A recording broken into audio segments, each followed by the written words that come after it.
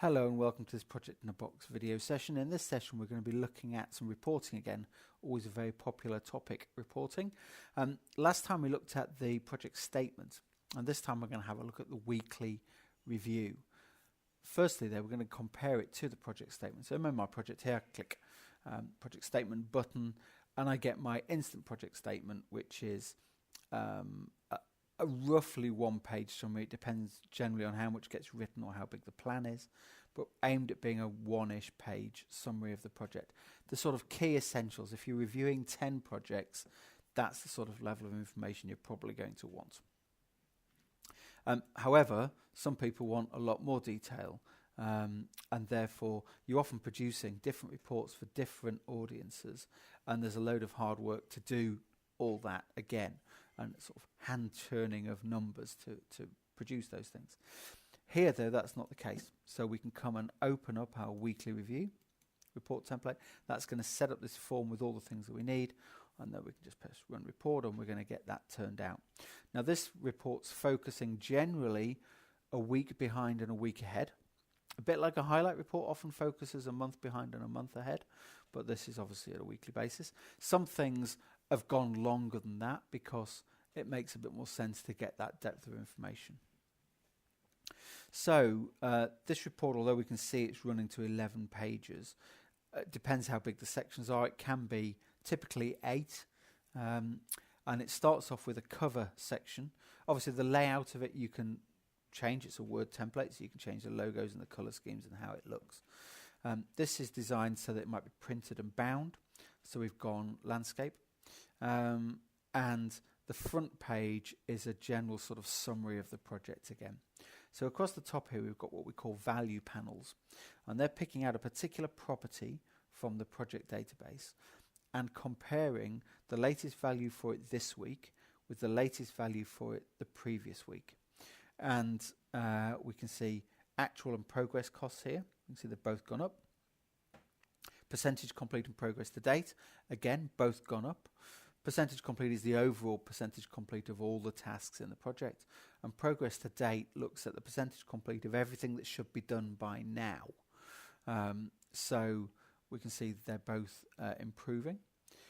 The risk level is going down, and that's a good thing, and the impact cost has gone up a little bit, but it's giving us that really good latest change. It's a bit like the sort of stock movement charts that you get, but you're getting a very quick measure of what it's like last time, because if it's a weekly review, what's it like compared to when we did the review last week. Then underneath that here we're getting status trends. So we've got the last 8 weeks of statuses, the key status, overall project status, plan, risk, issue, finance and benefit statuses. We can see how they've changed weekly over that 8-week period. And then underneath we've got an overall summary of the project plan, so we can sense roughly where in the project we are. And then to the right we've got latest description, commentary, key roles, couple of key dates. That's a summary sheet for the project. Then we come down and start getting into some of the nitty-gritty. So we go to timing first. We've tried to make as many of these as possible follow a standard format. So top left we've got some stats, the status, some key stats out of the system. If there was a commentary available for plans in particular, it would show up in this space here.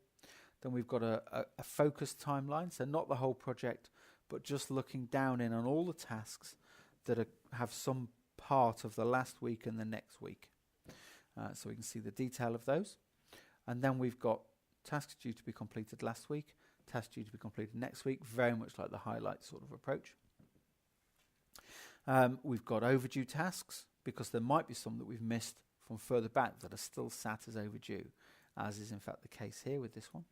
And then we've got tasks due to start next week as well. Again, very much like the highlight reports tend to be. Then the next page, so if this was on a printed report, these would have opened up as 2 sides of the same view as you opened the pages out. We've got a resource timeline, again, week back, week forward. We've got a milestones, look forward at milestones during the project over the next week.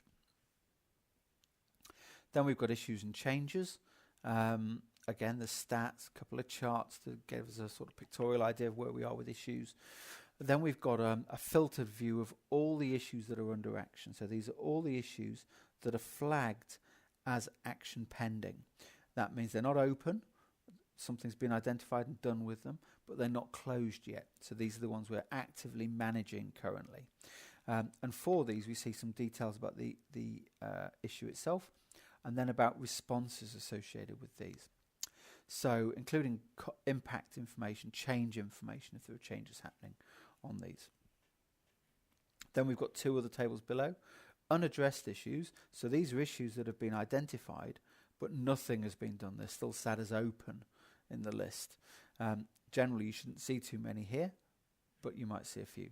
And then on the right-hand side, again, we've got overdue issue actions. So these are issues with actions that are set up, and the action has passed its due date. So picking up things that we should be been addressing, but haven't been. And that format is the same one that we use for the risk page as well, for complete consistency. Stats, a couple of charts, in this case, a heat map. Risks under action, so these are the risks that should be being managed currently.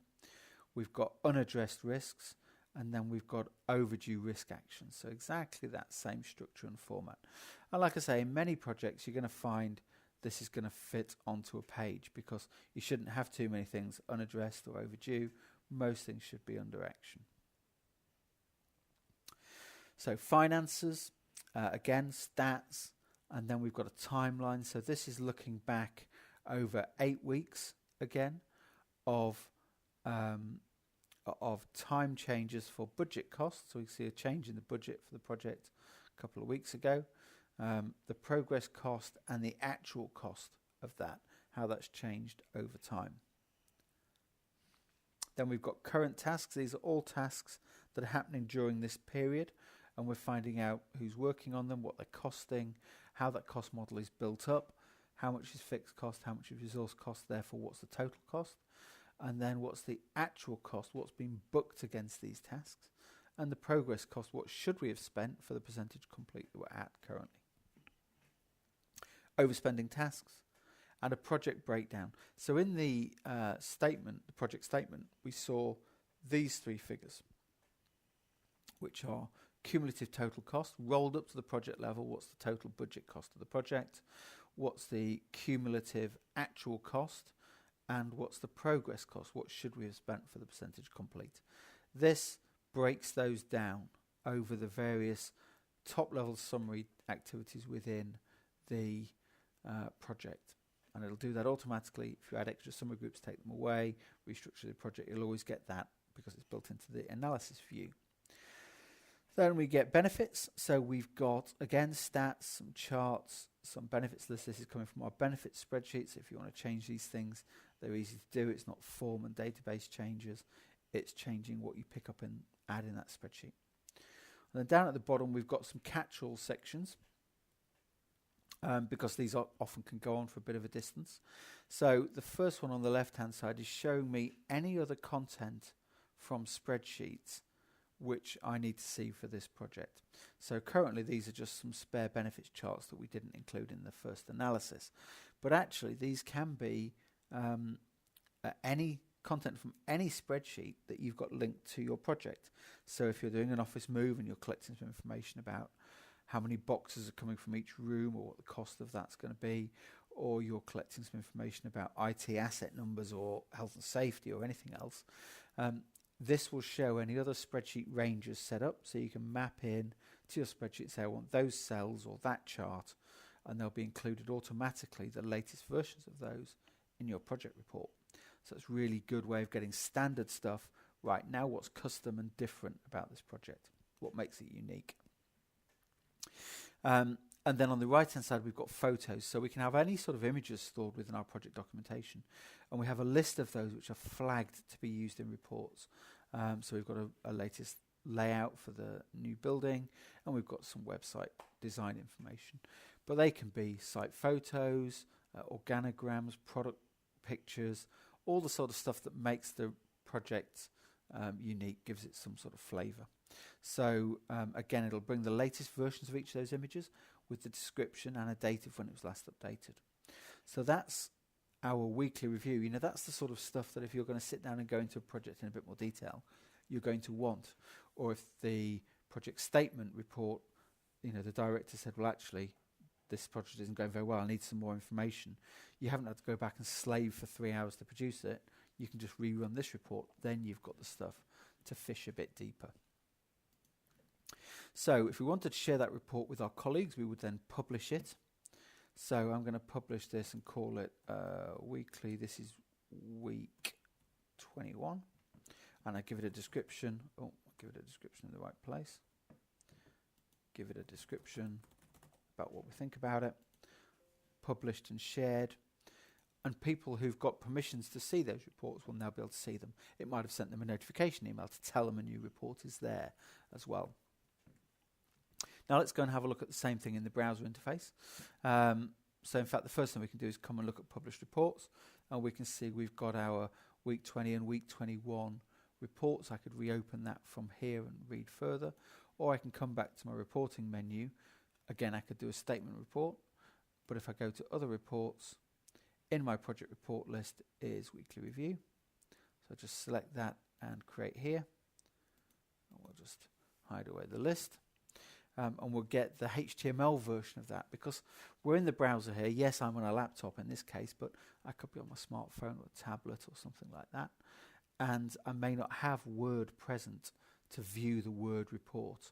So it's going to firstly produce it as HTML for me, and then I don't think I pressed the button, and then I can choose to view it later or see it as Word if I want to. But I firstly get a HTML presentation of it. So that's just churning away for us. As we said, there's quite a lot more data to go into these. There we go. So exactly the same content. The layout, you know, you haven't got the same level of control for the layout in a HTML report as you do in a Word one. So it doesn't look quite as nice. It doesn't take up the screen space in quite such an ordered way, but it is exactly the same content, unless of course some of the content's changed since we ran the first report and the second report. But in this case I think it's probably going to be the same. So there's all my content, just like we saw before, and I've got the Word version of it here if I want the Word version, and I'm able to view it. But all the same things apply. Like I say, this is about saving you a whole load of time, giving people confidence in what you're doing and the data that you've got collected, and it's just working on the things that are in your files. You've updated the registers and the plan, and it's pulling all that data out and dropping it into the appropriate place for you. That's it. Pretty straightforward. Hope you found that helpful. This report is available now for existing customers of Small Team Enterprise and Live Edition. If you're running on a 5.2 version and your support contract is up to date, you can download and use this straight away. You haven't got to set it all up yourself. You can of course personalize it if you want to, but you can just run it straight away and have this running against your projects. Okay, I hope you found that really helpful. If you've got any further questions, just drop us a line and ask us. Thank you very much.